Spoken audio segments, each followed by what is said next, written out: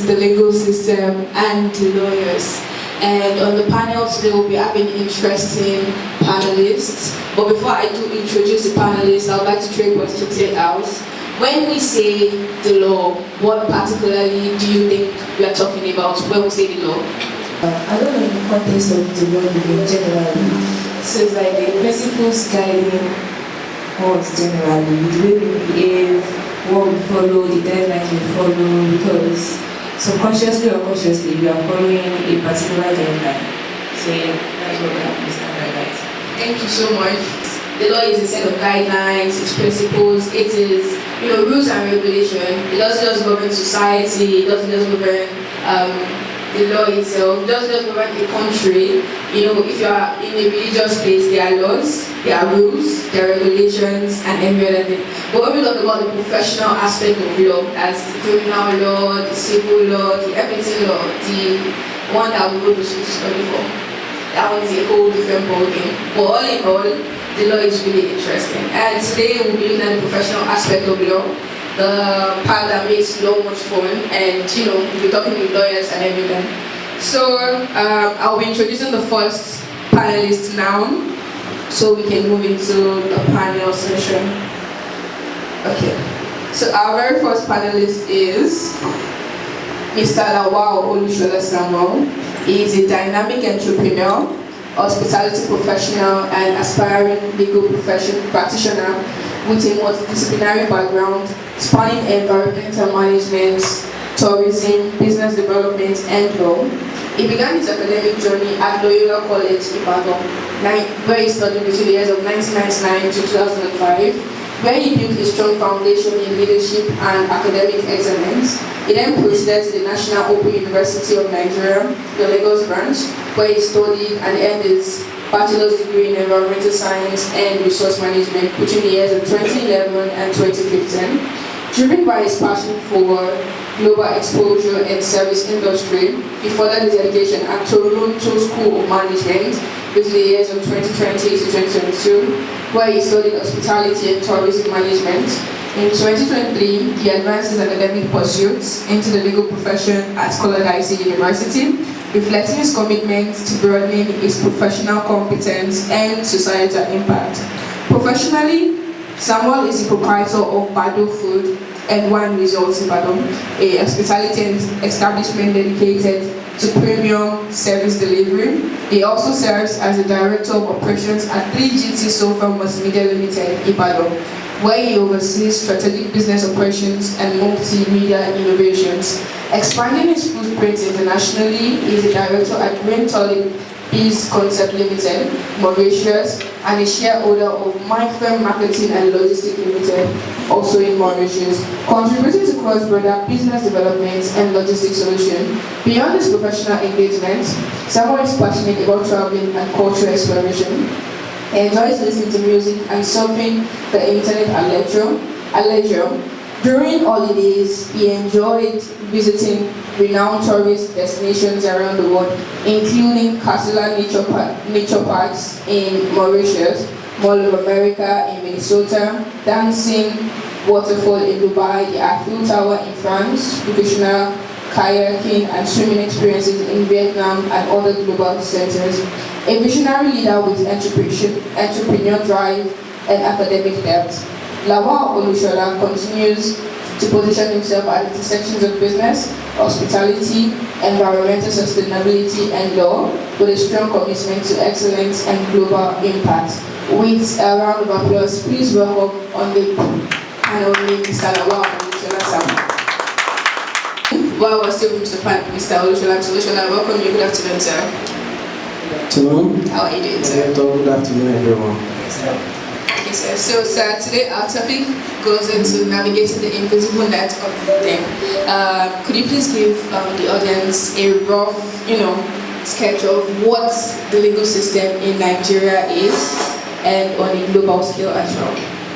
Productive migration refers to the lawful and well-planned movement of individuals from one country to another for purposes such as employment, study, remote work, business, or tourism.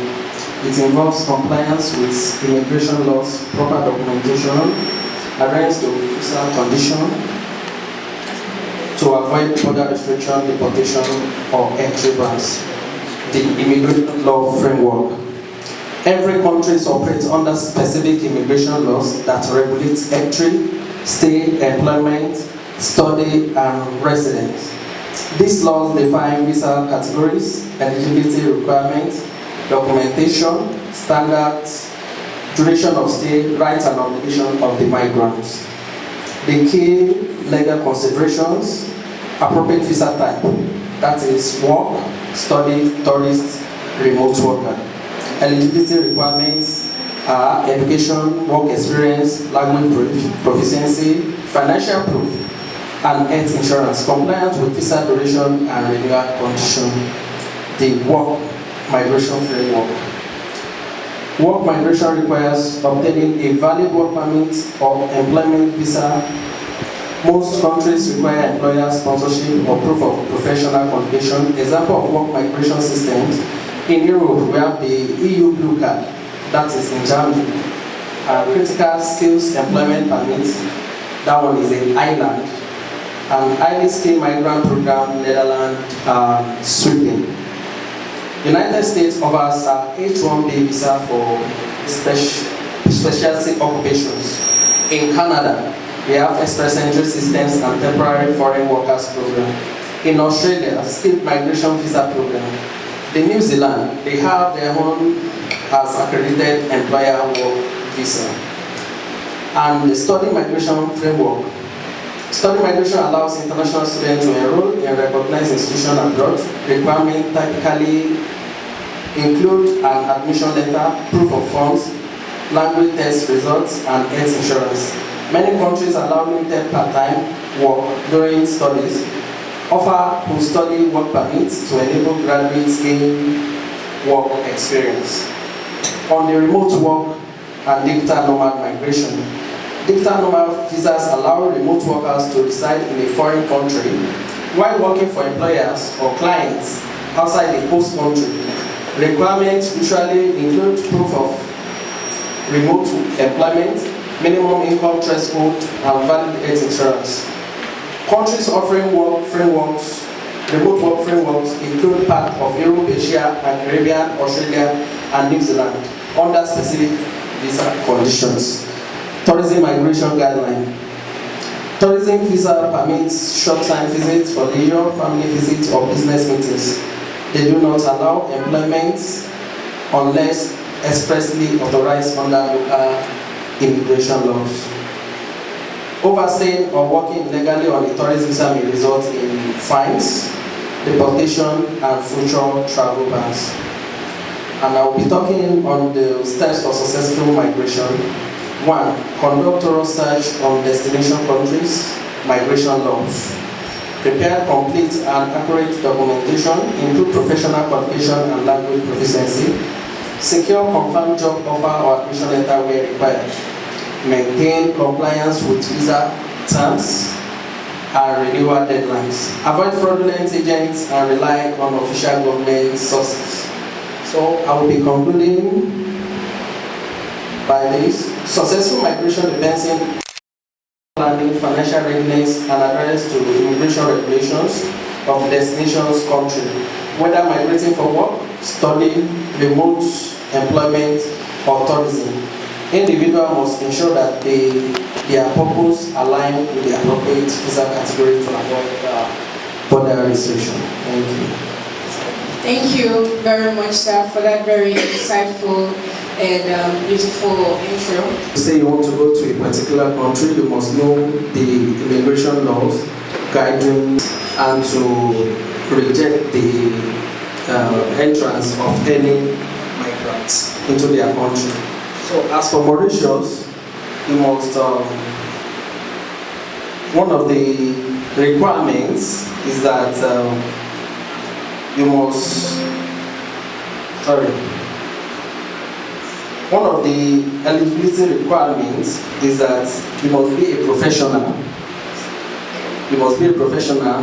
What I mean in this sense is that maybe you have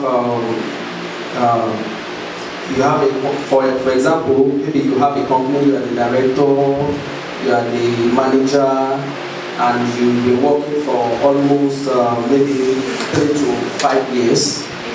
So you have the opportunity to apply to the Ministry of Labour with the vacancy on their site that you are interested to work with them. So there are some forms you have to fill, which will give them, which will enable them to know you better. So by virtue of that, you can be qualified if you pass the assessment test. Okay, thank you very much, sir.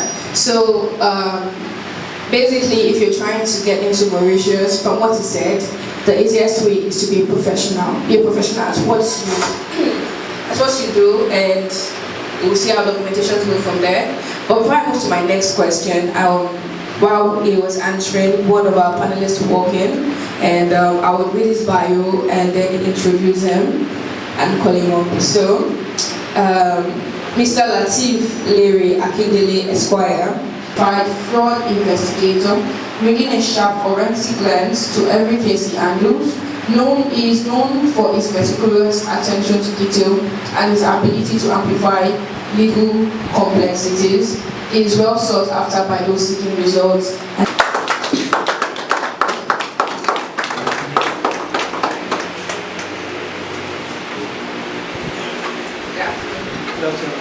Good afternoon, sir.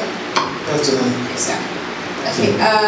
Before we move into the question Q&A, I would like if you would, give us an overview of the Nigerian legal system. What it entails in layman terms. Question that appears simple but is so complex. But to a layman, to the ordinary man, legal system refers to how our body of law works, how the generality of our laws work, particularly concerning the different arms of government, which are the executive, the legislature, and the judiciary, particularly the judiciary. So the Nigerian legal system consists of different parts. And with specific focus on the judiciary, it consists of different courts, different levels of courts. We have the magistrate courts, we have the high courts, the court of appeal, the Supreme Court. We also have other courts such as the customary courts. So these are the courts where people seek and hope to obtain justice whenever they are wronged or whenever they are sued. And it's also, these are also the courts where criminal matters are heard. When a person believes that another person has committed a criminal offense, these are also the courts where justice can be done for the society and for the states. So, when you talk about the Nigerian legal system, the average person thinks of the court system, made up of the different courts I've mentioned, and how justice is obtained in those courts. So that is what it would mean to a layman. Thank you. Thank you very much for that, sir. And meet out justice to the layman, the court of appeal, how the court system works, and at the same time, how one can get justice to the systems. So, sir, before you came, we were talking about immigration laws. He is let me put a JAPA expert. He's a JAPA expert, and we've been talking through immigration laws. And since you, sir, he's a JAPA expert. He's a JAPA expert. The lawyer in the house, the licensed lawyer in the house, we hope you will also help us through the basic civil rights and criminal laws that fall within the scope of the sentence. My questions will be coming from there to you, sir. And then I'll bring to my first question for you. My very first question for you is this. Is the legal system in Nigeria effective? Because Mr. Lawal said something, asking me a question. He said, I asked him, if you fall into the hands of fraudulent travel agencies, what do? He said, the very first thing is you go to the police, you write a report, and then investigation staff prepare, go to court and all that. But how many people are able to get enough and adequate justice through the system? So my question is, how efficient is the legal system in Nigeria? Yes, I will say that the system is largely efficient, even though it has its limitations, and there are also some issues that the system is battling with. And these are issues that you see in every facet of life in Nigeria. But honestly, by and large, it is largely efficient. Now, let me go a little into the details. Now, considering the specific question concerning if a person is defrauded, first of all, anywhere you go in the world, the advice that you will be given is to be vigilant. They say when something looks too good to be true, then it is actually too good to be true. So first of all, try not to be defrauded. That is the first advice I will give you. But if it happens, despite your being vigilant, or in spite of your being greedy, you fall into the wrong hands, of course, you can go to the police. There are actually two options available. Right? There is the civil route and the criminal route. You can actually apply to the courts without going to the police for the court to order this person to pay back your money. That's one. You can go to the police, or you can do both. There's nothing stopping you, because what the police are basically doing is to prosecute the person and to make sure the person faces justice for what they have done. Ordinarily, the police is not meant to help you recover any money. The police is not a debt recovery agency. It might not always work like that, but that is what is supposed to happen. So if you want to recover your money, what you should actually do is to go through the civil route. Get your lawyer to file a case before the courts for this person to pay back your money. So now, as I said, there are some issues bedeviling the system. We will not shy away from that, and we hope that things will continue to get better. There can be delays in court matters, whether it is criminal or civil. There can be delays.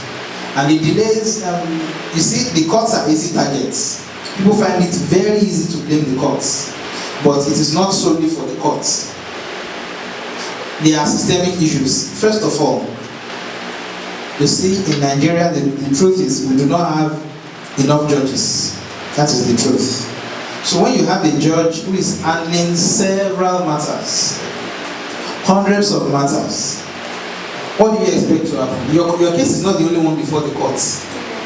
So we need the government to appoint more judges. Recently, there is a move, or there was a move made by the presidency to expand the number of justices in the Court of Appeal. Although, of course, there were a lot of noise about it being a political move or whatever. But I do not really care about that. We need more hands, and more hands are being appointed. Many of the matters, at least at the beginning, they go to state courts, whether magistrate courts or high courts. So that is within the domain of the state governments. So, in a place like Oyo State where we are, and where I primarily practice, I will say that we need more judges. We don't have anywhere near enough. So that is one of the issues. Another issue that we face is the issue is with the lawyers. Some of these delays are orchestrated by we lawyers, and that is the truth. That is the truth. So people use different delay tactics, which is basically unfortunate, because not only does it affect justice, it affects the view, the way the common man perceives justice and our justice system, the way they perceive our courts. So, as I said, it is largely effective. It is largely, people have gotten justice. And despite the delays, we've had instances where cases are concluded in less than 1 year. In 6 months, cases have been concluded. And of course, we have a lot of delays in Nigeria, but this is not a strictly Nigerian issue. a strictly Nigerian issue. There are matters, especially complex matters, even in the most developed countries, that also take several years. But I will admit that in Nigeria, it's a systemic issue, and we hope that there will be improvement. But people get justice every now and then. And as I always tell people, when they say there is no law in Nigeria, or the law does not work in Nigeria, please don't try it. You can parrot it with them, but don't test the system. There is something I said recently. There was this case that involved Fidelity Bank. I don't know if any of us heard about it. It happened basically this way. Fidelity Bank, it was even before Fidelity Bank came. It was another bank. You know, we've had a lot of issues where different banks, one bank will, there will be a merger, one bank, yes, so we've had a lot of it. So before Fidelity, so this bank gave a loan to a company in Ibadan. I think the loan is one small amount, maybe millions of naira, not small, but considering what later happened, it is small. So when this loan was given to the bank used, I think, a property in Lagos and a property in Ibadan as collateral. So the bank, there were issues concerning the payments. So Fidelity Bank sued. So despite the fact that they had sued, Fidelity Bank decided to take over some of these properties. So the bank also filed a counterclaim. We call it a counterclaim. If you sue me, I can sue you back in the same case. In the same case. So the bank did what it's called SageCom. So when the property was sold, this property is in Lagos. It's a high-end property with different apartments and penthouses, different flats and penthouses. So the property is a high-value property, such that some of the rents go for as much as $60,000 per year, some $100,000 per year. So they sold the property, but because the matter was before the court, so this company bought the property from Fidelity with a view to be making profits from the rents, because the rent is much. So they will be collecting the rent. So the rent is supposed to be for. Okay, this is what happened. The property belonged to NEPA at the time. So NEPA gave it on lease to this company that used it as collateral for a few years. So this other company that bought it from Fidelity Bank bought it from the number of years remaining on the lease. Let's say the lease is for 25 years. So I now decided, okay, I'll buy the last 15 years. Because probably when they made their calculation, they will still make a lot of profit from the rents. So, but because of the case before the court, this SageCom was not able to make their profits by collecting the rent. Because by the order of the court, the property was not supposed to be sold. So when SageCom found out, they sued Fidelity Bank in court. So the order of the court, without going too far, was that Fidelity Bank should pay SageCom all the rents for all those years. So imagine, as I said, some of the rents were $60,000, some of them $100,000. So at the end of the day, because of a loan, this company bought the property for 300 million naira. But at the end of the day, the aggregate of rent that Fidelity Bank was asked to pay ran into billions of naira. It was a lot of billions. So it was a lot of money. And this is something that happened recently. So Supreme Court, the Fidelity Bank lost at the High Court, at the Court of Appeal, and at the Supreme Court. So they were asked to pay the money. So probably when the directors of the company, when they were selling the property, they felt like nothing is going to happen. We are in charge. We'll go to court.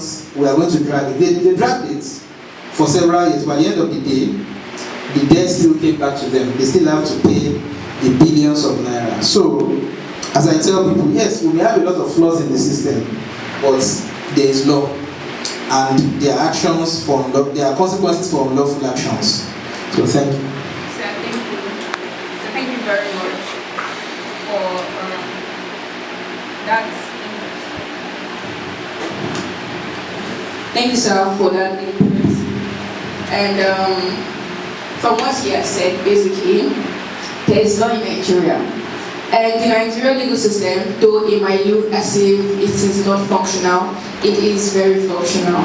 And as much as it's looking like a lot of textbooks for law students and a lot of jargons to probably people that don't understand what is in these textbooks, it is very effective. Now, from what he said, he's not saying that the Nigerian legal system does not have flaws. Of course, there are corrupt officials, there is the time delays, there is the shenanigans of lawyers and judges, and also the influence of politics in the law as well. But at the same time, Nigeria is a very lawful country. And if you want to test this out, try and commit a crime and we'll find out if it's truly lawful Why should or I? not. Why should I? Why can't I buy land? So I have a question. Okay. We'll come back for the Q&A, please. We'll come for the Q&A after the panel session. We'll ask questions. We'll take questions. Once we're done with the panelists, can ask them questions in a bit. But for now, we want the panelists to give to everybody. Okay, sir. So thank you, sir, for that very beautiful part. And then before I move back to the system, I just have one last question for you, sir. Just one more question. My question is this. We've spoken about the fact that there is law in Nigeria. Then I'll talk about civil rights, basic civil rights. There's this common talk that it's your right to sue. You can sue, but they don't use to add you can be sued. But they say you can sue. And then, for a woman in OJ selling pepper, if you tell her you can sue, she's probably looking at you like, what does that mean? So sir, could you please give us a brief summary and also make mention of some certain civil rights that people are entitled to, particularly in Nigeria and at the same time a bit in the global system as well? Okay, thank you. This is another complex question that appears simple. But they are rights. There are several rights. So I don't know how far I'm supposed to go. But know this. We are in a country of laws.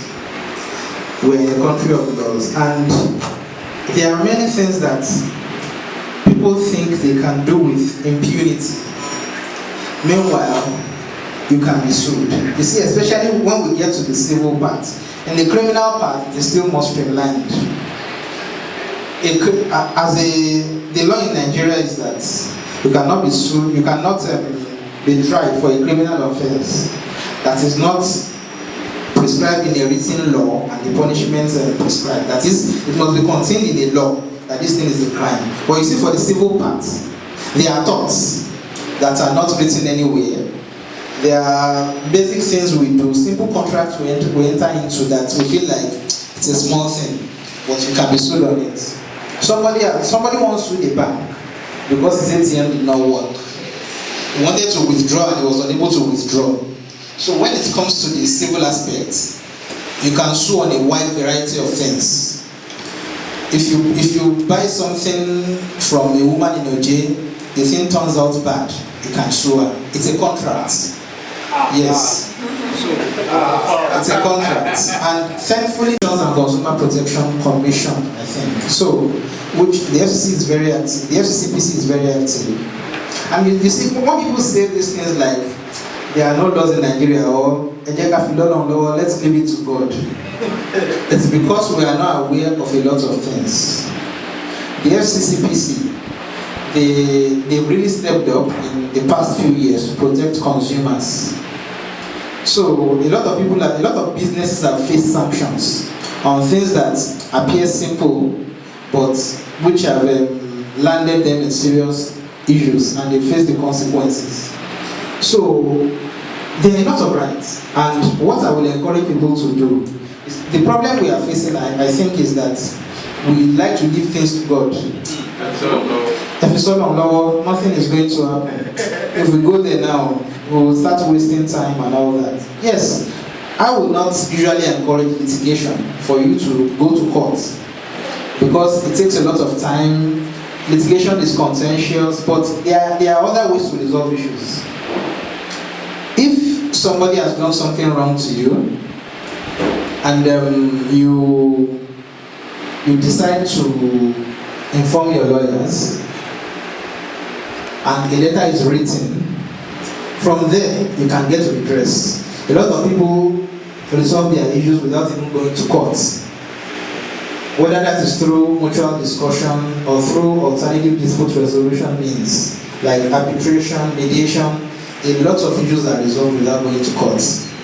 So what I will say is that I will encourage us, rather than saying let's leave it to God and later blame the system that there is no justice in Nigeria, please make an effort first.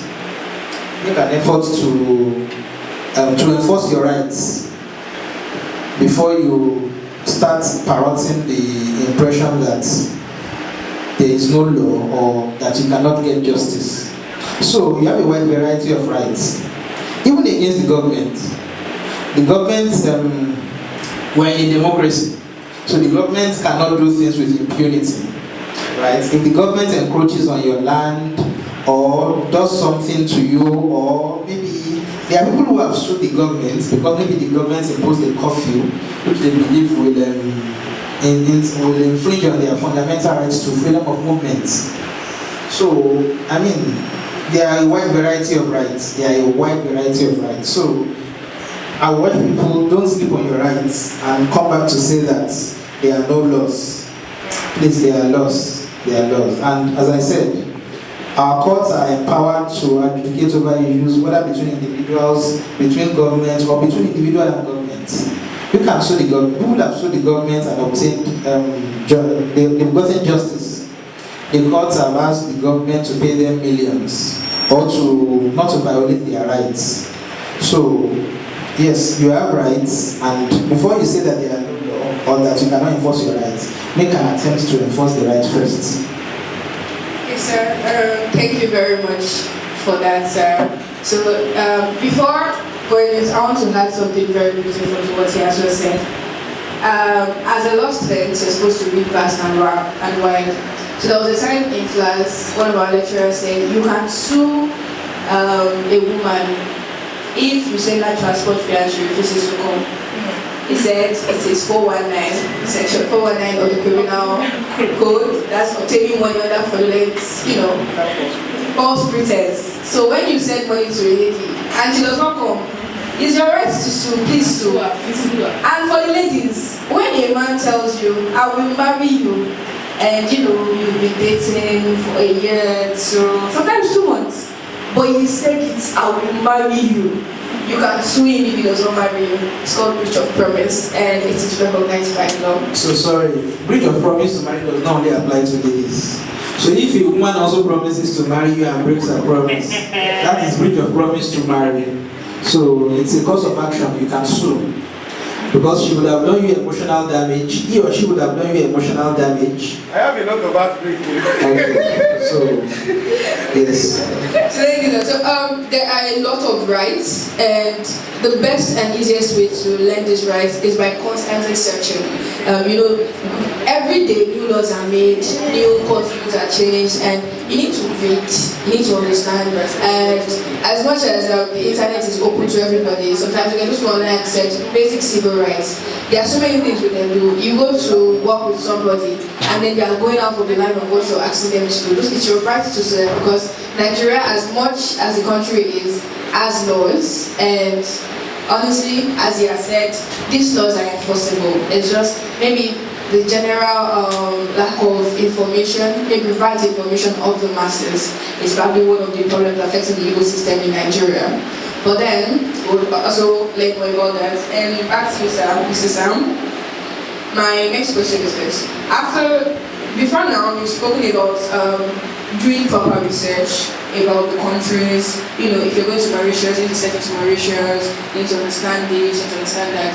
But for a person trying to Japan, the very first thing also is budgeting. So under the banner of the company, if someone comes to you and they want to go to, let's say, Mauritius or any other country that you work with, what kind of budgeting are we looking at?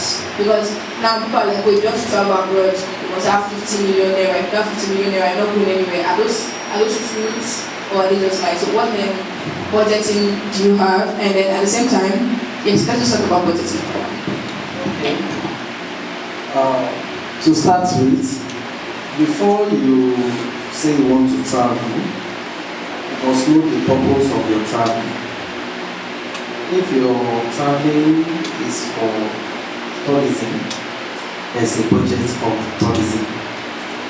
If it is for work, there's a budget for work. And if it is for study, there's a budget for that.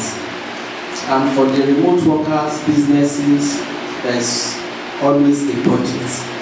And the budgets in this case, they are not stable.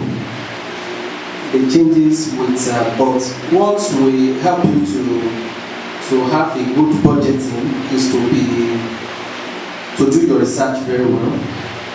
And at the point you are to travel, you must get a good travel consultant. And from there, the travel consultant can actually tell you the amount that will be enough for you to travel. And the expenses on traveling start from documentation, certifying some of the documents, maybe birth certificate, police character. From the research, one will get to know the checklist for each country and for each visa purposes. If it's for study, you must have your academic certificate, certified, the English proficiency, the criminal records certificate, and some other things. Then, after gathering all those documents needed, you have to apply for visa. And the visa of each country varies from one country to the other. For the US now, the visa for tourism is $185. And for some of the Europe, you have 90 euro. So, and from there, you can start calculating the amount of money you need to travel. And your airline ticket also is part of the budgeting, but that depends on the time you want to go. So budgeting does not really have a fixed amount. It is subjected to the time of traveling. But in all, you have to get a good travel consultant that will help you to navigate the process. Thank you. Thank you very much for that, sir. And in addition to what you said, he said if you're trying to travel abroad, there is no fixed budget. So you pick your country, research properly, get a good travel agency, and then they will start to advise you on certain amounts. And then you could also go online to do your research, because the internet is there basically for all forms of research that you can get and that you can do. And this brings me to my next question, and my next question will go to Mr. Letisa. Yes, sir. Mr. Nikki. My apologies, Mr. And even after, so my lawyer, my next question is for you. How affordable is it? Because it is easy to say it is your right to sue this person, but only after in OJ, she probably doesn't have more than 50,000 naira to her name in a year, and we don't know how much lawyers we ask. I know pro bono, it's not all lawyers that do pro bono. So my question is, how efficient, how easy is it to access a lawyer, and how expensive, or that's not expensive, are lawyers?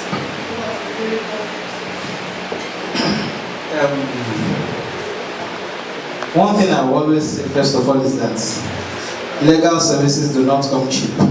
That is the truth. And we should know that lawyers also run a business.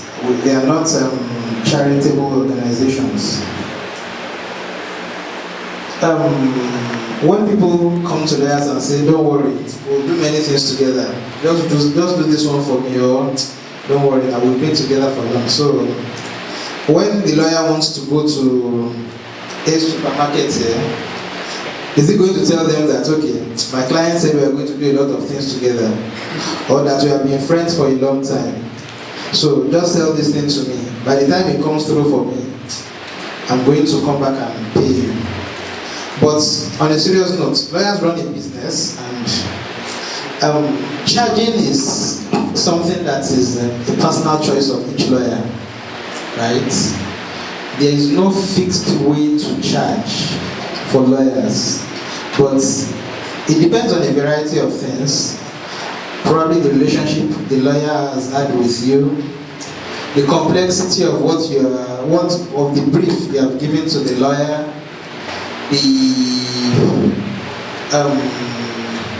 a lot of things basically. The premium the lawyer places on his own service. So to your question, there is no easy or simple way to answer it. But one thing I would encourage everyone is that especially if you are running a business, it's always to your advantage to have a lawyer by your side. The best way to do that is to have a lawyer on retainer. Because when people call me my lawyer, I just look at them. I'm not your lawyer. The fact that I'm your friend does not mean I'm your lawyer. I'm not on a retainer. You are not paying me any fee for retainership.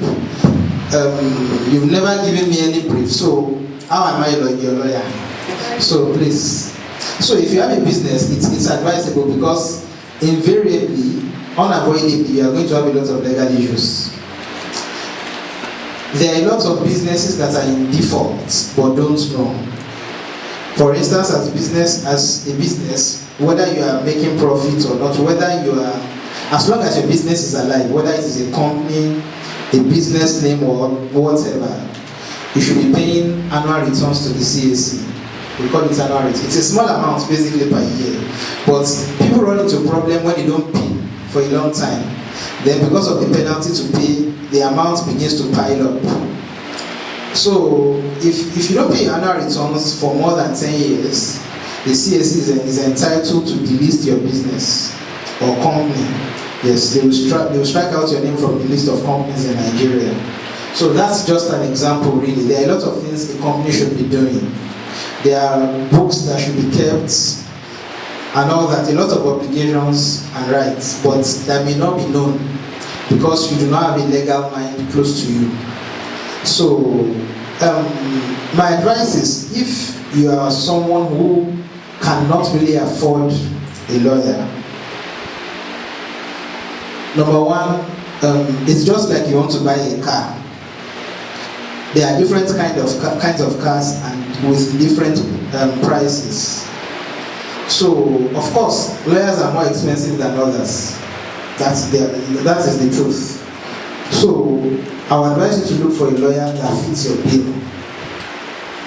Then, what you can also do is to come to an agreement with a lawyer, probably who is a friend, on how to come to an arrangement on how to sort out your bills until you're able to afford one. There have been business owners who, when they started out, they could not afford a lawyer, but they spoke to their friends or relatives who are lawyers, and they came to an agreement. And when they became big, then they started paying their lawyers the amount they should be paying. They did not say, lawyer, we are now rich, but help us still be collecting this something that you were helping us to manage then. And to be honest, one of the reasons why lawyers find it difficult to do this is because of some things they've experienced. There have been people who, when they became big, while it is their right to hire a lawyer of their choice, they decided to abandon their day ones, so to say, in our local parlance. So lawyers feel like, well, what's the assurance that if I also, come to an agreement with you, at the end of the day, you are not going to abandon me. So if you can't afford a lawyer at the moment, my advice would be, get a lawyer you are close to or who you can talk to. Come to an agreement with them on how you can sort out their bills, or how you can pay them and how they can render their services to you. That is one. Another thing is, from my experience, many lawyers, especially in litigation, which is my own primary area, many lawyers do not mind doing pro bono, that is free services. But the issue is when people who can actually afford you are begging for pro bono. If it's a poor woman like you said, and someone has cheated her, I'm very, very certain that there are a lot of lawyers who will be willing to assist. I'm very certain. When people say lawyers don't do this, lawyers don't do that, number one, you are not entitled to it. It's the prerogative of the lawyer. But then lawyers offer a lot of free services. And you know, even this rank of senior advocate of Nigeria, the stand that people aspire to, one of the requirements to attain the rank is that you must have done a number of free cases. You must have done a number of pro bono cases. So, honestly, lawyers offer a lot of free services, but I will say that legal services do not come cheap. If you want to engage me as a lawyer, as an example, of course I have my I have the prerogative of charging you. You are not entitled to free service from me. And as we now say, these days it's even compulsory within the profession now that you charge consultation fees. So even to consult me, there is a fee attached to that. So that is the way of placing premium on the services of lawyers. But to round it all up, the truth is legal services are not cheap, but there are different prices. You have to look for a lawyer or a legal service provider who fits your bill. So it is not cheap, neither can you say it is expensive. But look for someone that fits your bill. If you can't afford it, you can come to an arrangement with a lawyer on how they will render their services to you and how you will pay. Then, as I said, if it's people that are less privileged, I'm sure that there are lawyers who will be willing to offer their services free of charge. But it is at their prerogative, it is their choice. It is not an entitlement. So I hope I've been able to answer the question. Thank you. Most definitely.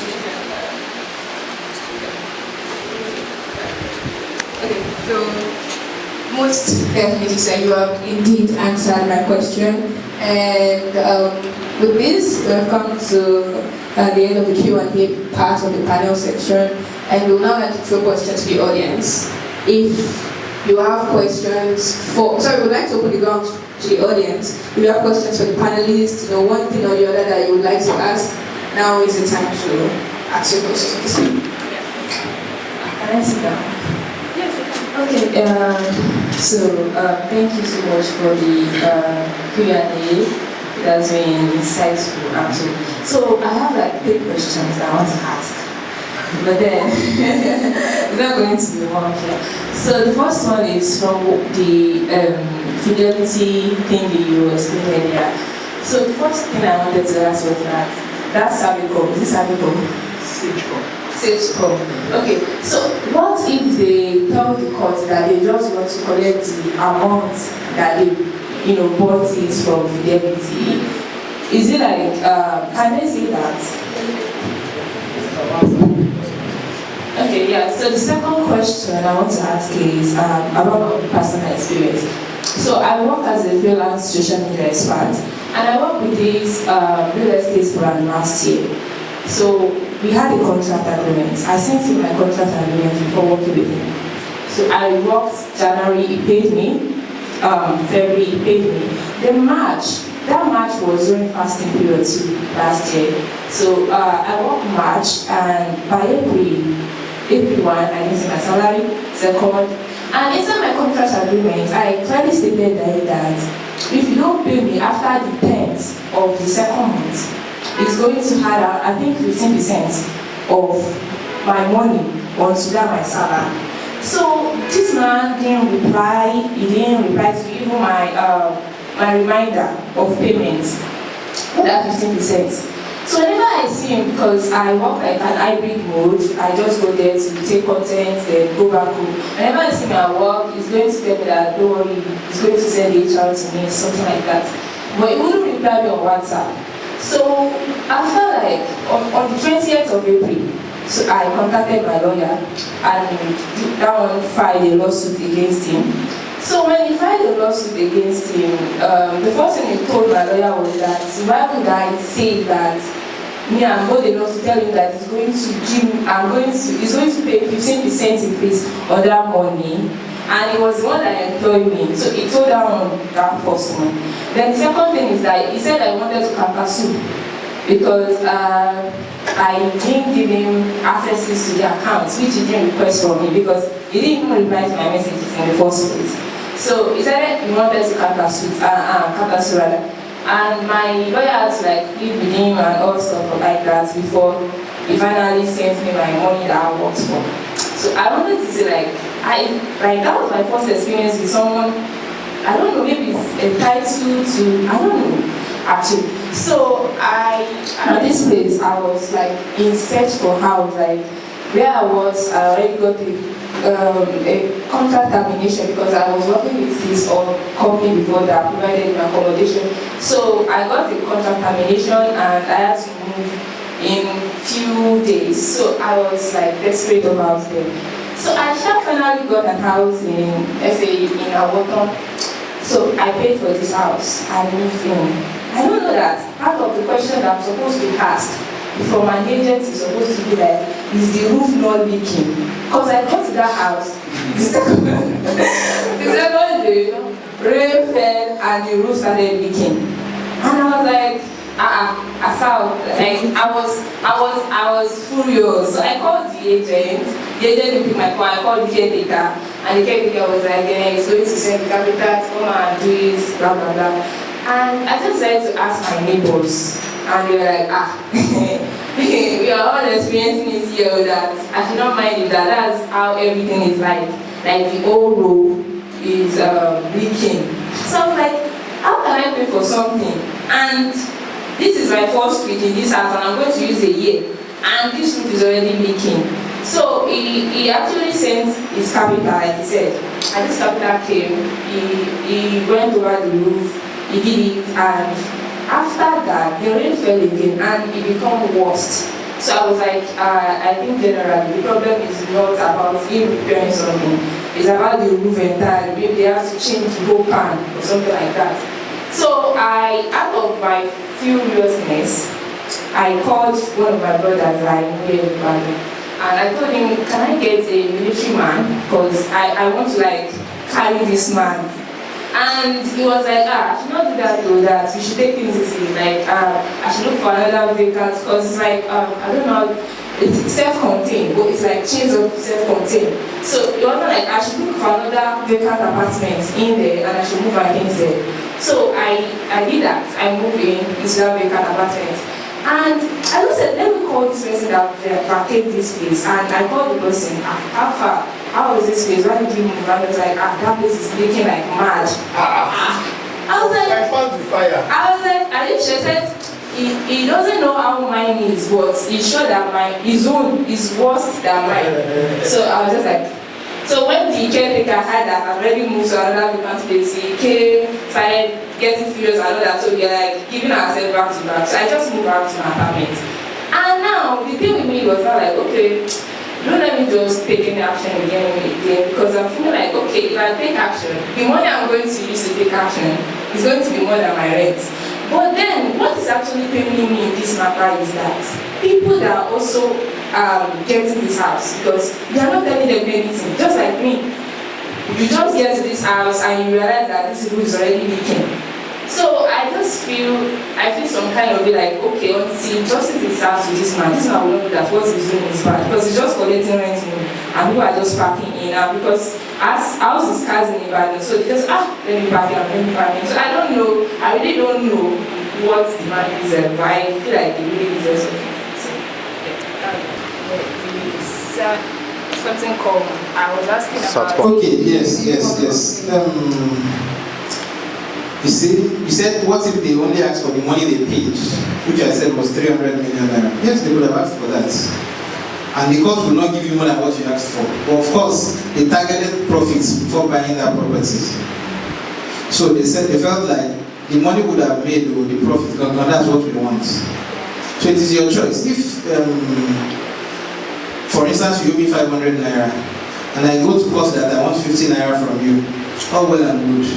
But of course, it would be wise of me to go for something higher, which I'm entitled to. So they would have asked the court for the money they pay, but even if they ask the court for the money they pay, it will not be favorable to them because of a number of reasons. Number one, there is inflation. The 300 million naira was paid many years ago. If it is adjusted for inflation, it's probably maybe more than double that amount.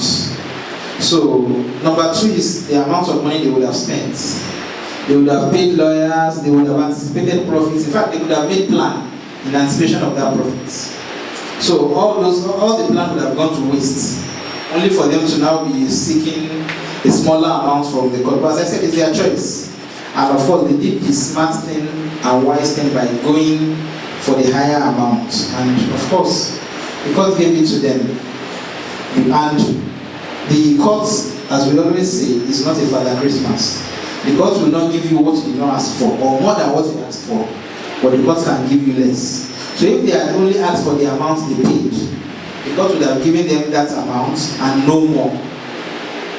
But if they had asked for something higher than what they are entitled to, the court is entitled to can give them what they are entitled to only. So yes, they could have asked for that smaller amount, but they went for the bigger one and got judgment. So your second question was about the man you were working with at the point. You see, this is in furtherance of what I said about people thinking there is no law and that they can oppress people because they feel like we're in a lawless society. But I like what you did. You didn't take it lying down. You contacted your lawyer. You filed an action in court. But I said the other time that matters can be resolved without going to court, one way or the other. And based on what you said, it appears the matter did not, the court did not decide the matter before you resolved it. So that is always a smart option, except somebody refuses to do what should be done. So if you can resolve it, despite the fact that you have filed the matter to court, if you can resolve it, it is always advisable to resolve it. Because as I said, it can take more time. It can lead to hostilities. Because once you've gone to court, you've given evidence, you've described him as a very bad person, he has come and said you are a lazy employee, you are this. Hostilities will set, even if you were friends, one way or the other, hostilities will set in. So it's always advisable. But as I said, if the matter cannot be resolved and you felt like the man was cheating, was trying to cheat you, you are entitled to proceed and you might get everything you want. Yes. But I would always advise that even if you file a matter to court, or before you even filing, you should try to resolve matters without resorting to litigation.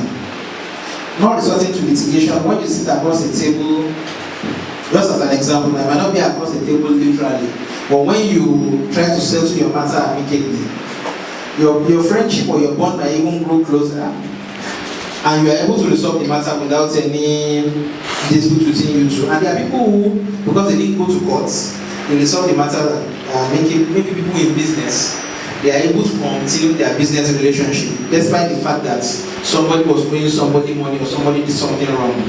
So it's always advisable that before we go to resort to litigation, we try to resolve the matter amicably. And I will say this, yes, it's good for you to try to resolve the matter first. If the other party is not yielding, even if it won't go to court, it's advisable to get a lawyer involved. Your lawyer is in a better position to evaluate your case and see when somebody is trying to play a fast one on you, when somebody is trying to cheat you without you even knowing. So I'll advise you, yes, you might try to resolve it yourself at first. If it's not working, or you notice that somebody might be trying to cheat you, it's advisable to get a lawyer involved. The lawyer is able to better resolve the dispute for you while protecting your interests in ways you might not even know. So that is my answer to your. I hope I've answered that satisfactorily. Yes. So to your third question, as I think I said earlier that it's always better not to fall into the wrong hands. Yes. So the first thing I will advise you to do. Yes, this issue of housing, real estate agents, house rents, and all that. It's a major issue we are facing. It's a major issue, and we have very dubious real estate agents. That is a fact. We have some of them. Of course, we might have the good ones, but we have a lot of them that are very dubious. They just want to collect your money, and they will now start giving you stories. So the first thing you should do is to do your due diligence. When you want to rent a place, try to speak to the neighbors. Even if the agent does not want you to speak to them, or the agent, you feel like they will not want to speak to you because the agent is present, you can tell the agent you get back to them. Go back to the house, speak to the neighbors. This place, so hope the water is running well. Hope the electricity situation is not bad. Hope the roof is not leaking. Without the agents, they are likely to speak to you more freely. Alright. Okay, what? So back then, I spoke to one particular guy in the company, so it was like everything was okay.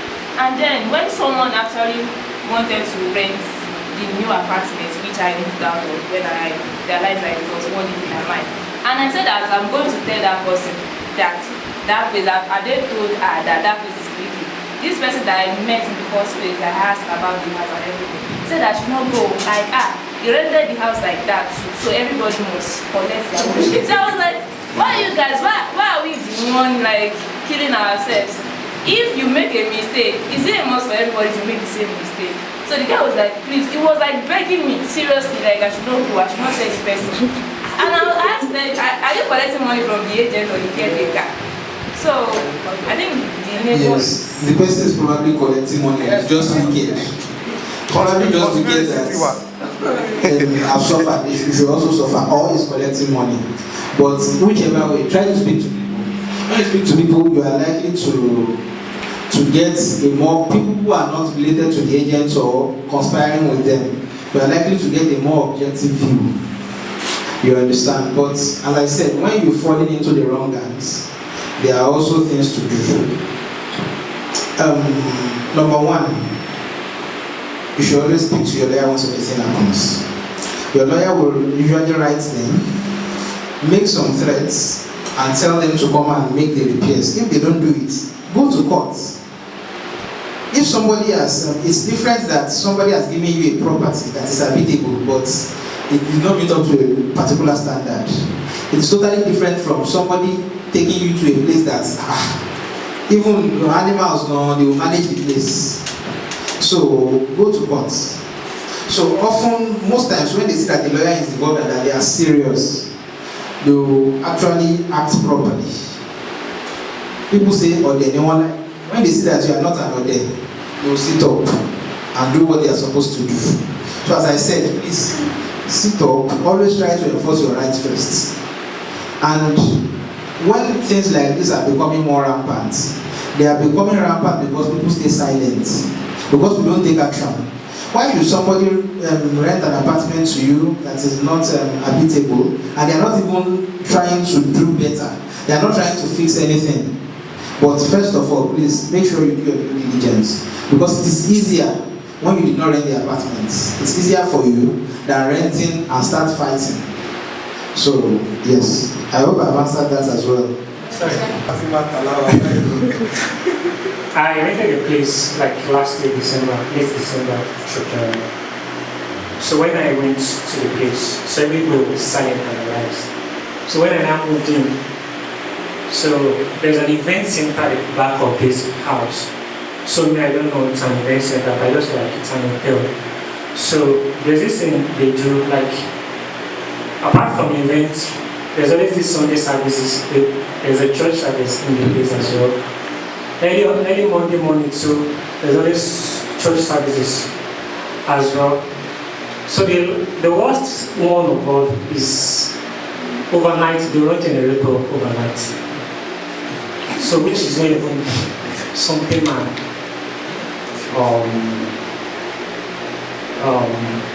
okay with, because I actually went the place because I want the privacy of science and the lives. So I think 2 weeks ago I spoke with the owner of the house, like, because I've been coping with it since January. I packed in, so I could no longer take it. So I spoke with the owner of the house. So she said I should go speak with the people at the owner of the place. So I spoke with them. So they said, I think they run 3 various type of generator. So there's the loudest, there's the mini loudest. So there's this maybe like mechanic that they use to power their communication, because I think they run the telecommunication. So they are giving you option to choose. So now they're trying to think like, okay, I think they're going to be minimizing, like they'll be switching among them. So recently, I think that was 3 days ago, I feel like, okay, I think I will go meet the lawyer in charge of the house. Like, I'm not more interested in this house. I think the month I've used, you can give me my rent, I can't look for another apartment. Okay? But the agent in charge of the house, they were not telling me something like this. They said, okay, they said they don't want me to lose my agency fee and they don't know where my new later. Okay, this is what they will do. They will find another person, they will bring another person to the house that is interested. So they will not take that person to the lawyer in charge of the house. Understand? So I will tell them this is what we're facing in the light. They will not give that person the apartment. Understand? So like I want you to enlighten me about that. Because that was the current stage at which That's the venue at the moment. yeah. So you are going to take the person to the person managing the property and explain to him what is happening. I don't see any issue with that. Of course, you are not trying to deceive the person. Am I right? From what you've said, you are not trying to deceive the person. So, but so you will deceive the rest of your rents. I think it works for everyone. If someone else is willing to take it, all well and good. So let the person take it, collect your money and go. In fact, you are finding an easy way of escape if that plan materializes, because you are getting your money back without much problems, and you are fleeing that uncomfortable situation. Yes. So, well, I wanted to tell you something, but maybe you have to consult me for that. Thank you. About steps you should probably take when you find yourself in such a situation where there is a lot of noise and people are not allowing you to rest. So you probably have to consult me for that. How can you sue somebody that is invasive? Then the second question is, can I sue my lawyer? Oh, wow. Someone who had a government contract and he contacted a friend of mine. He engaged him as the MD of his company. I've also known this person for some time. They now contacted, he engaged my friend as the MD of the company. And then they issued a subcontract award to me. So I spent money on that project. Now it was time to pay. He was nowhere to be found. At some point he was picking his calls. He had about 4 numbers. After some time, all the numbers were not going through. And as of today, I don't even know where to locate him. I did a search of the company. I got the names, addresses, and all that. They are not even close to where I can start to trace him, and he may not even be there. So the question again is, that kind of a person, I don't know where he is, I don't have his number again, my friend would not know where he is. How can I sue somebody like that, or how can I recover my money? Then the second one, I was going to buy the land, so I engaged a lawyer to do agreement for me. I had a problem from the moment I received the draft of the agreement because I saw some things that I felt a lawyer shouldn't write like this. Wow. And I had to ask her to send me the Word version, bits of correction, grammar, and some other things like that, and then send back to her. Okay, so after this happened in 2017. So last year, that's 8 years after, I was going to do seal of it. And to my surprise, I was told that I needed to do the agreement again because it was titled Deed of Assignment. That should have been Land Purchase Agreement. And I wondered again that how could this lawyer not know that this should be purchase agreement and not deed of assignment. They explained to me the difference between deed of assignment and land purchase agreement. So at that moment, I also met the traditional ruler of that area that gave me some historical background of that land. Then I got somebody who also bought from that area. He gave me his own agreement as a sample. So I felt okay, I could incorporate some of this history into the agreement and because she didn't do any background check. So all the information I had, I felt okay, I could do that and add it to the agreement. So I tried to reach her. Right now she has relocated, she's not in the country. Now, when we were signing the agreement, we did a video, she was in the video, so I felt if I'm going to do this agreement again, she should still be the one to sign it so that I can always use that video to support the agreement in case there's any legal issue. So, eventually I was able to get through to her and I said, okay, this is what has happened and I'm writing the agreement again. When I'm done, I'll send it to you. Let me attach your seal as at that 2017 and then sign the payment. Let's find a way to send it across. And she was upset that it is not that she could do it for me free of. She didn't do the one free of charge in the first place. That she could do this without collecting money. That she felt insulted that I have to say I am writing the thing for her to come and sign. And I told her that I am not. Number one, it took me a very long time to reach her. In fact, her numbers are not going through. I had to go to Facebook, go through. In fact, it was a lot of stress. And after she replied, okay, send me a number I can reach you. For like a month, she didn't do that. So I realized she wasn't somebody I could wait for and say, do the agreement and I'll wait. And then we start to correct it. That was why I said, okay, let me just write it, send it to you by email, then you can either print and send to Nigeria, whichever way, you can use DHL. So when she got upset, I didn't like that idea myself. Like, why would she be upset? And I said I was going to write the agreement for her to sign. I don't think it's possible not to be able to sue them. Absolutely. Yes. If you speak with a lawyer, they will find a way to sue them. And yes, you've done some of the work. You said you searched something through CAC. I guess you are trying to sue a person and not the company.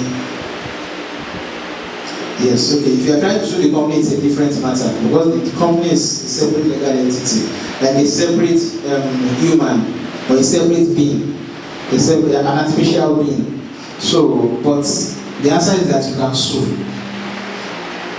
If you want to find out how you can do that, maybe you still have to consult me. But you can actually sue, unless, I don't think I will say a situation where it will be impossible to sue them. Do you have the person's phone number? They are not working. All the numbers are not working again. They are not working. Is the person still in Nigeria? So right now, I don't know whether it's in Nigeria or not. But all the numbers are not working. Well, you might have to do a little research to find out if they are in Nigeria or where they are. So it will make it easier. I guess if you know the person, you should know some people that can give you some information. The only person that could give me information does not know anything about it. And that's the end to your. Okay, but the best thing, when did you hear from the person? It's been 2023. 23. As at that time, where was the person? Okay, so I think it was in university to reach out to your family.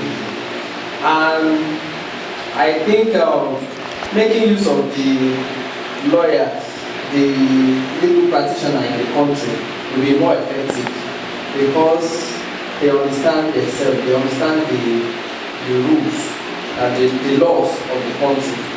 And at the time you now feel that maybe the way the lawyers are treating the matter, you are not really okay with it, you can contact your consular office in the country, and one of their duty is to protect you. But one, the reason for that legal matter must be justified, that maybe you must be on the right path before you can seek redress from the consular offices in the country or your ambassador. So with that, I think seeking a legal practitioner or engaging legal practitioner from the country will better solve the problem rather than coming to your country. Thank you, sir. Yes, before I proceed, I think I would like to make an addition to what he has just said. Law is territorial. So even if you are knowledgeable about US law, for instance, you are not licensed to practice there. So even if I can advise you because I have knowledge of the law, you still have to engage a lawyer who is qualified to practice there. And in some of these countries, Nigeria has it easier or better because once you are licensed to practice, you can practice all through Nigeria. In some of these countries, you are licensed per state. So if you are able to practice in Imo State, for example, you might not be able to practice in Kwara State. Yes, so it's easier in Nigeria. So basically, law is territorial, and the qualification is also territorial. So yes, before you can represent someone there, you must be qualified. Now, to the question you asked me, yes, about marriage. Marriage is generally of three types in Nigeria. We have statutory marriage, what people generally call court marriage. We have customary marriage and marriage under Islamic law. So, you said at what point does marriage conducted in the church or mosque become a legal issue? Yes. So, first of all, let us know that there is nothing like a church marriage. It's a common term that we use, but what we term as court marriage, if it is properly done, will qualify as a marriage under the Act. Otherwise, it will just be a ceremony. Now, we know that people do, they conduct their marriages at the local government registries. Generally, we have a federal registry as well that people like to go. So people conduct this all around. So not all churches are licensed to conduct such marriages. So it is a licensed place of marriage. There's a term we use for it. So before you conduct your marriage in a church, make sure that that church is licensed. Ask for the proof, yes, that they are registered to conduct statutory marriage. Otherwise, you might just be conducting a ceremony and calling people to come and eat rice for free. Wow. Yes, so now, when you conduct such a marriage, there can be problems in any kind of marriage. But when you conduct such a marriage, of course, you are, as I said, it's a statutory marriage. So it's a marriage under the Marriage Act. So it's a marriage that can become a legal issue in the sense that it's a marriage under the Act. So of course, if you have a problem, you go to the High Courts. If you want to get the marriage dissolved, or if you want to seek some reliefs with regard to the marriage. Yes, so divorce, that's another matter entirely. And maybe I should say this, divorce is not as simple as we see in Nollywood movies. And I think that is influenced by what people see in Hollywood or American movies. When people say, I've signed the divorce papers. You don't sign the divorce papers in Nigeria. In fact, if you don't show that the problem in your marriage falls within the grounds under which you can seek divorce, under the Marriage Act, because they refuse to separate you. So you will continue, what God has put together, it will continue to be together if you are not careful. So you don't sign the divorce papers basically. You go to court. You do it just like a case. You convince the court that what has happened in your marriage is within, apart from the normal search that you can speak to people who work the grounds at the maybe trademark registry. You can speak to them. Let them give you some proof that, okay, nothing similar has been registered. Then if it turns out that somebody is trying to play a fast one on you, then I advise you to contact a lawyer so that that case can be properly thrashed out in courts. Yes, because if you are registered, you are entitled to protection. And one of the reasons why people register their IP assets, intellectual property assets, is to be able to exploit them for money. So that if somebody wants to use that idea, it will be within your rights to license it. So if you have gone through all that, nobody should be coming through the back door to now come and try to use your idea. So I would advise you that if such happens, despite all the due diligence you have done, then you can proceed to court. Contact a lawyer and proceed to court. Thank you, sir. The second one is representing, that's the three, representing yourself. Yes, in law, you are permitted to represent yourself. It's something similar happened recently that everybody should be aware of. Nnamdi Kanu. Okay. Despite the problems he was facing, he chose to represent himself. So you can represent yourself, but it is not advisable. In fact, the court will advise the judge, in that case, the judge advised him several times to please get a lawyer. But he was adamant, because he felt he knew the law even more than the judge. So he was adamant that he will conduct his case himself. There have been instances where people have represented themselves against advice, and many times it will go south. It will not work for them, because don't think that this thing that people have gone to school for several years, gone to law school to learn, it's a joke, and it's something you can master through ChatGPT or whatever. So it's not like that. So yes, in fact, in Nnamdi Kanu's case, he was facing a capital offense. That is, the offense with which he was charged is punishable by death. So under the law, when you are charged with such an offense, the court is mandated to make sure that you get a lawyer, because of the consequences. The person is likely to lose their life if they lose the case.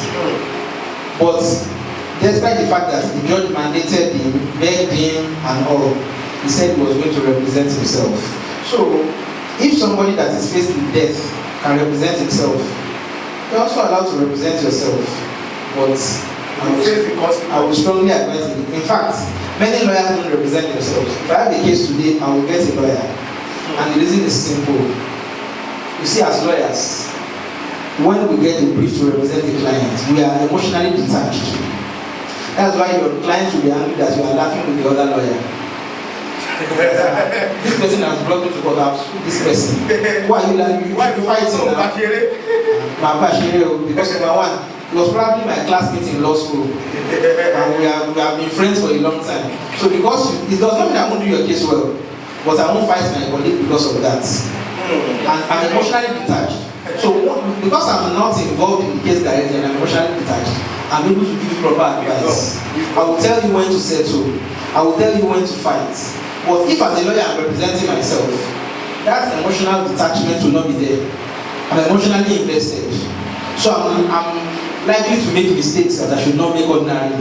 So even me as a lawyer, if I have a case today, I will call on one of my colleagues, I will hire one of my colleagues to represent me. So, not to talk of somebody who is not a lawyer. I will not advise it to. It's likely not to end well. Thank you so much. Okay, moderator. Thank you so much, sir. And really big thank you to everyone that has come today. From this panel session, we've learned a lot. Honestly, we have learned a whole lot. And I just want everybody to go with this one keyword: learn.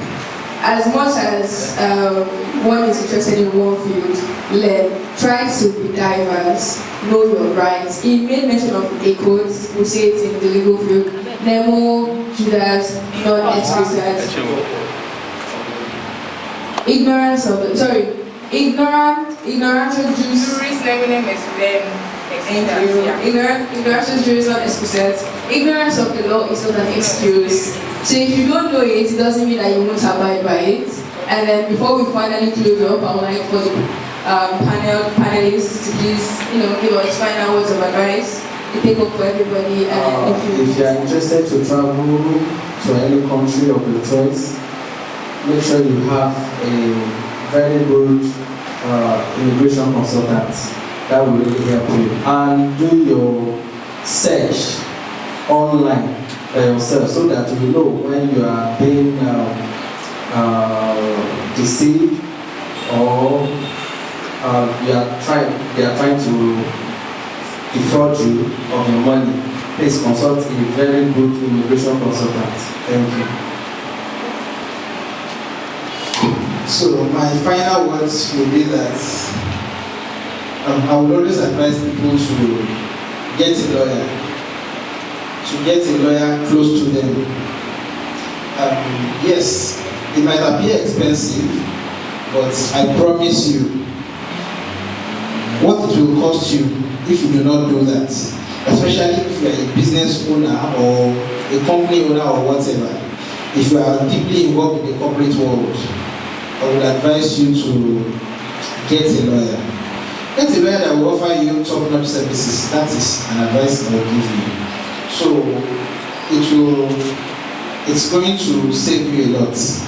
And getting a lawyer will put you in a situation where even when you have some issues that ordinarily you think, let me just go to him, because you have a lawyer, you can easily consult the lawyer that, okay, this deal was brought to me, I have this deal.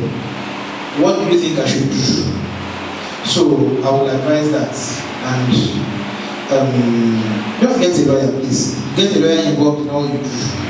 Don't sign that agreement. Don't get involved in that deal.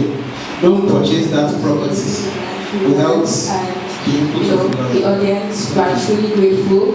And today marks the end of, right now marks the end of the 15th edition of Leaders Up. And then I'll be calling on our host, Mr. Olajide, to please give us the final vote of appreciation. Okay, thank you so much. And like I said, this is like pro bono from our lawyers. And of course, to get people to come and share knowledge out of what they've done or what they've learned for several years and practicing and doing it for free. Doing it for free is not a joke. If you have to go to their office, you probably have to book an appointment. If you have to get this piece of information, you are actually going to have to pay consultation fee. The last time I went to the hospital and I was told that my consultation fee is 20,000. I was like, don't go. Now in 2 hours. I'll be 30 minutes. Said, I drove down here. Just calculate that I will use like 5 to 10 minutes. I was like, now I am not giving you my time. I was like, would I be able to pay? So I think I cannot but say thank you so much for giving back, because this, like, you giving back to us, and we really appreciate it. And for every one of us, that you are free to take their contacts, you are free to engage them on private matters. If you are aspiring to travel, you can meet Mr. Shola. If you are aspiring to stay in Nigeria like me, and you die at Nigeria, we die here. We do it better here. We can stay with Mr. Blake and say, okay, how do we go about life? Because I made a big blunder when I was fixing this place. I got this place for 1.5 million naira, and that's rentage. And my landlord was very smart with me. he didn't accept the lease. So exactly 2 weeks when I was ready to pay, he told me now 2.5. But I didn't sense the trends. I came in, everything was terrazzo, all the hall there were PVC and all this plastic. I was like, okay, it's a central location, I just want here. So we moved in emotionally. I was emotionally driven, not legally driven. So I didn't consult any lawyer. You know, I had fun, bank was beside me, I just started pulling down roofs, started bringing new floors, started doing everything. And my landlord just came in. And he's a very old man. Number one, he's a king in making in Ibadan. I can't fight him. My investor, 2 of them are politicians. I cannot drag them into the mud of media. So I have to manage all those pieces. I was not like, okay, the man just sent his lawyer and said my rent at the next rent is 5 million. He stayed behind. Apparently because of me, he forfeited living beside me so that I can get a correct. I moved to another apartment of his that is lesser helping back. But in all, I spent 6.8 million. And I went to him for a redress of rent. I was like, you more fascinated to my taste. Last I consulted lawyers, and lawyers now said he won. Now, if I have to fight the matter, I learned from the legal people that I had only 2 choices. Because there was no agreement that says I will get any. And I was like, oh, I should go, I should just. So, do you understand that? So, I want to encourage us. Another place I think I've made mistakes legally is when it comes to what is said, land matters. I have a place in Abuja. Currently, they are selling the land at 250, 300 million. And I bought at 22 million. Why it was 22 million? I did deed. And they did red copy. But yet, the land is still not my property today. You know, the only thing I got was the man was polite to me. He said, I have sold it. He's a baggy man. He said, I've sold it. And there's nothing you can do. I sold it with a C of O. Whatever documents you have with you is null and void. And he was the same person that sold it to me. So he now told me that he will give me profits, 8 million. So I collect my 30 million for something I held on to. I was managing, I was investing on for about 9 years. Because I did it between myself and just him. I'm trying to tell them not to make my own mistake.